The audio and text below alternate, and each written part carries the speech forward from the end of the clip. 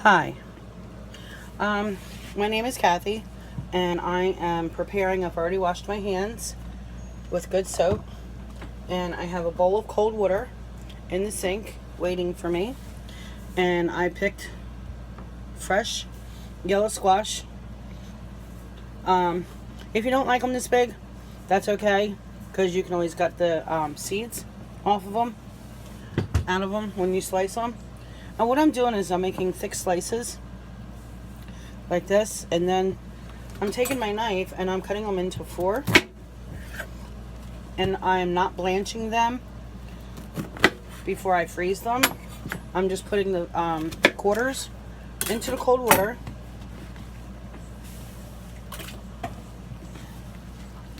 okay? So this is my version of eating stuff that's not treated. I grow my own garden, and I'm hoping to make more than one video. This is my first video ever, so you can always go to my website, which is Your Hub to Beauty, all spelled out, .com. Okay, so this is my first video that's going to be on there, and you're getting to experience this with me. I cut off the 2 butts.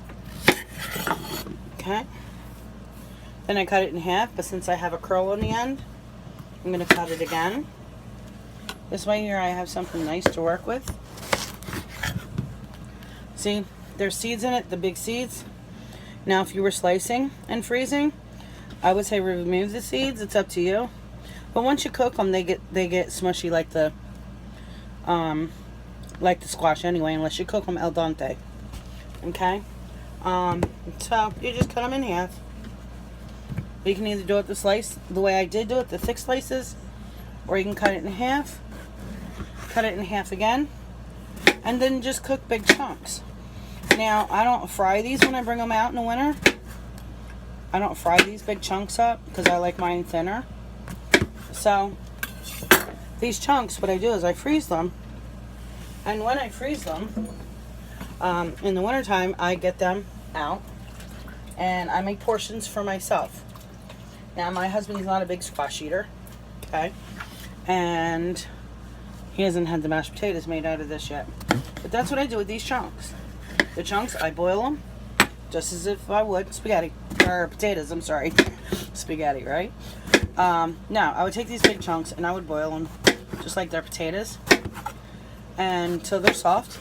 Bring them out, add butter and salt and pepper to taste, or whatever you use to make your mashed potatoes. So it's real simple. Even if it doesn't have the seeds, okay, you can still make the big chunks because it's still squash without seeds.